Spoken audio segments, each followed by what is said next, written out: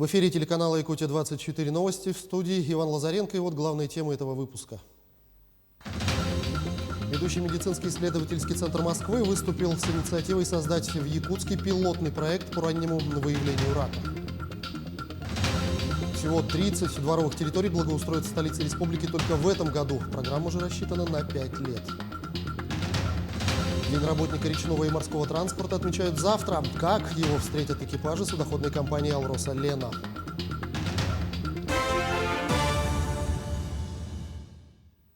Всего 42 лесных пожара на площади 7,5 тысяч гектаров устранили в республике за прошедшие сутки. На территории лесного фонда Якутии проводят работы по тушению еще 93 лесных пожаров общей площадью, пройденной огнем, 237 тысяч гектаров.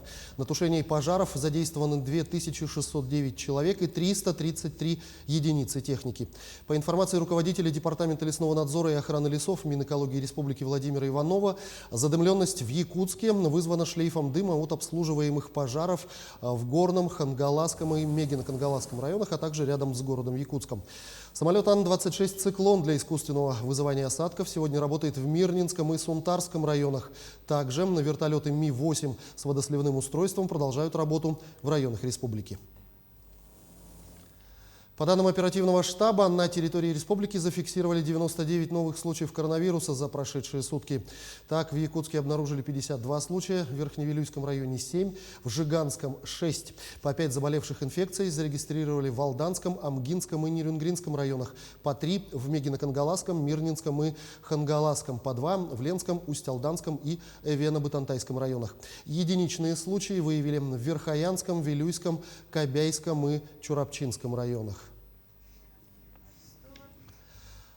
Минпред Якутии опубликовал список первых 5 свободных от коронавируса предприятий. Напомню, с 1 июля вступил в силу указ главы Якутии о создании безопасных условий для граждан при осуществлении деятельности отдельных организаций и индивидуальных предпринимателей в период режима повышенной готовности на территории республики. Он распространяется на рестораны, кафе, столовые, буфеты, бары, закусочные, банкетные залы и иные предприятия общественного питания, а также фитнес-клубы, тренажерные залы, ночные клубы, караоке-залы и иные аналогичные объекты. В целях реализации указа Минпредом Якутии утвержден регламент включения в реестр организаций и индивидуальных предпринимателей, ведущих свою деятельность в соответствии с требованиями к безопасным зонам. Данные предприятия не ограничены ни по времени, ни по количеству своих посетителей. Главное условие – это чтобы их персонал и их гости отвечали требованиям вышеуказанным, то есть чтобы был предъявлен QR-код на входе, либо отрицательный ПЦР-тест.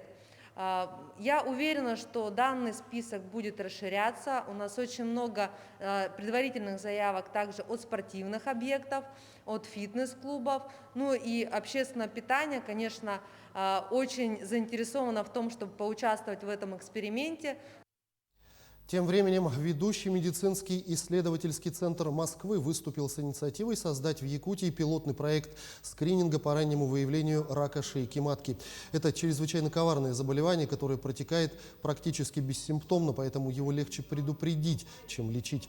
Согласно статистике, наша республика имеет очень высокие цифры по этому заболеванию. К тому же, как отмечают специалисты, в последнее время болезнь молодеет.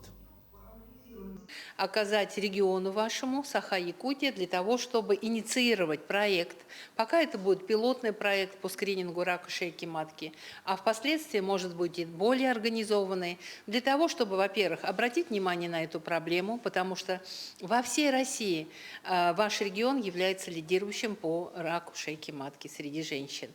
И, естественно, помочь сохранить здоровье и жизнь женщины. У нас есть все инструменты для того, чтобы диагностировать, для того, чтобы поставить на ранней стадии заболевания. И поэтому, дорогие женщины, если вы меня слышите, пожалуйста, сходите к своему гинекологу, сходите к акушерке даже, потому что и акушерка может взять мазок, который покажет, может быть, ту или иную стадию заболевания. И к другим темам. Всего 30 дворовых территорий благоустроят в столице республики в этом году. На это бюджет региона выделит дополнительные средства порядка 150 миллионов рублей, сказал во время прямого эфира в социальных сетях глава Якутии Айсен Николаев. При этом он отметил, что город должен направить средства на благоустройство еще 15 дворовых территорий. По словам Айсена Николаева, такая программа будет не разовой, а идти в течение 5 лет. Таким образом, каждый год 30 дворов столицы будут благоустроены на паритетных основаниях между Якутском и республикой. Администрация столицы совместно с Минтрансом региона планирует запустить также проект 100 новых автобусов в городе Якутске к столетию образования ЯССР в 2022 году. После изучения ситуации в столице принято решение заключить контракт жизненного цикла на 7 лет. Автобусный парк будет предоставлен в пользование вместе с сервисным обслуживанием. Для этих целей в городе Якутске будет построен сервисный центр. Также будет функционировать офис, координирующий работу. Отмечается, что предоставляемый автобусный парк оснащается самыми современными цифровыми технологиями. Грант президента России по экологическому направлению в этом году получила организация «Эконам» Намского улуса. В настоящий момент организация реализует проект «Школа. Территория заботы родного края», которым охвачено 4 общеобразовательные школы Ленского наслега. Одним из таких социально-экологических проектов стала всероссийская акция «Добрые крышечки». Этот проект включает в себя благотворительный сбор пластиковых крышек для помощи детям с особенностями развития.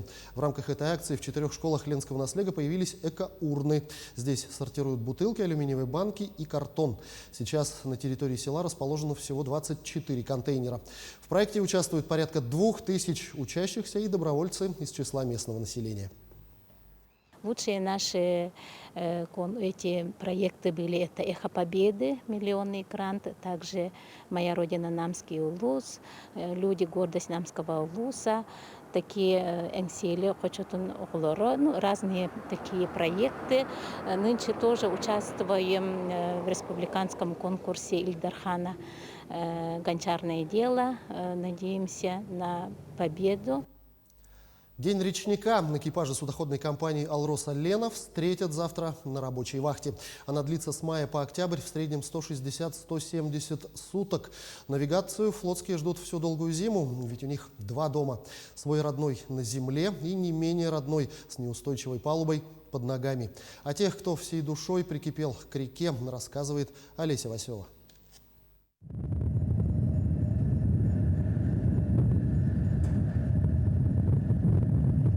В свой 3-й за навигацию рейс теплоход Владимир Герасимец привез в Ленск 1800 тонн груза, селитру и трубы для подразделений «Алроса». Разгрузка идет уже 2-е сутки. За ней наблюдает первый помощник капитана Денис Саунин.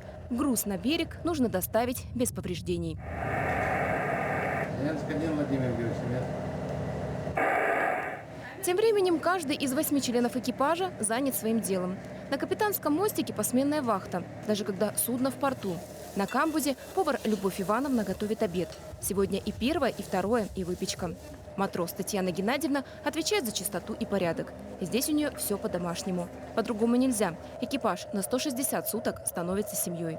Благо коллектив сработанный. Вместе не первую навигацию. Сам капитан на реке уже 40 лет.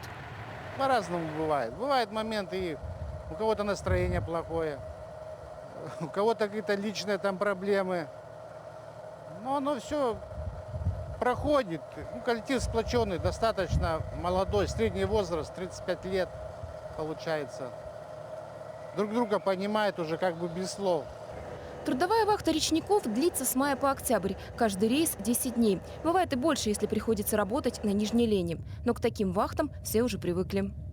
И таких экипажей на каждом теплоходе судоходной компании «Алроса Лена». Полный плавсостав – 29 судов. День речника экипажи будут встречать привычно в пути.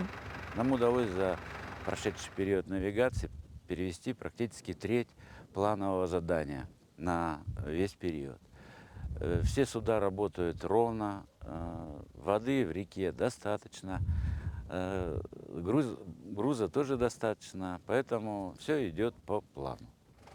Среди флотских случайных людей нет. Такие отсеиваются после 1-го года работы на реке. В экипажах остаются только проверенные люди, влюбленные в профессию и речную романтику. Олеся Васева, Олег Соснин, телеканал «Алмазный край». Накануне руководители Организационного комитета по подготовке и проведению 21-й спартакиады по национальным видам спорта «Игры Манчары» в преддверии главного спортивного события этого года представили уникальные наградные комплекты и экипировку Организационного комитета, организаторов, главного судейского корпуса, судей, представителей СМИ, а также факелоносцев эстафеты огня спартакиады. Тем временем в Ленске 40 бездомных собак обрели новую семью благодаря местному приюту. Ленчане отмечают, хвостатые бродяги способны любить и привыкнуть к домашней жизни. В будке накануне Международного дня собак наш корреспондент узнал, почему они так преданы своим хозяевам. Грета 1,5 года ждет своего хозяина у подъезда. И эта история без счастливого финала. Хозяин собаки Юрий погиб в автокатастрофе. Овчарку пытались забрать родители погибшего, но каждый раз ленский хатико возвращается на прежнее место и ждет. Сейчас о старушке Грете заботится весь двор. Многие жители его подкармливают, ходят, воды приносят, еду. Ну, все-таки, говорится, мир не без добрых людей. Но мать все равно приезжает сюда. Недавно видела, она переносила поесть, попить наливала. Ну, это вот такая собачья преданность. Японские ученые выяснили, на преданность собаки своему хозяину влияет зрительный контакт. Он эмоционально связывает четвероногого и владельца. Кинологи же утверждают, что верность животных прежде всего инстинкт и привычка. Чтобы сама собака, она ни за что хозяина не поменяет. Бывают случаи, то есть, когда хозяева отдают собак или бросают собак. И, конечно, допустим, если это происходит, хозяева уезжают, собака просто остается, ее никуда не отдают, она будет ждать. Потому что она просто она привыкает, она думает, где. То есть сейчас все вернется, все вернутся. Она стесняется. Давай, иди ко мне. Полюбить человека и быть ему верной может и бездомная собака, уверена Ольга Еремина. Добрая, но пугливая Варвара из приюта появилась в семье Ольги год назад. Теперь Варвара Сергеевна, как ее называют домочадцы, любимый и ласковый питомец. Собака подпускает только своих и всегда возвращается домой. Была идея того, чтобы подарить дом хвостатому. Ну, охота была посмотреть, как будет вести себя собака из приюта, как она будет осваиваться дома, будет ли она похожа на обычную собаку, которую возьмем щеночком, и она у нас вырастет. Хвостатых бродяжек на улицах города меньше не становится, но работники приюта говорят, у литчан пропадает стереотип, что уличные собаки злые и их нельзя перевоспитать. С 2020 года почти 40 дворняжек приобрели новую семью. Чтобы понять, подходите ли вы с питомцем друг к другу, дается испытательный срок 10 дней. Все это время волонтеры поддерживают с вами связь. Если вы поняли, что не готовы к ответственности, можете вернуть собаку в приют. За это никто не осудит. Главное, чтобы она вновь не оказалась на улице. Юлия Золотарева, Анастасия Белокреницкая, телеканал «Алмазный край». К этому часу пока вся информация. Хорошего дня.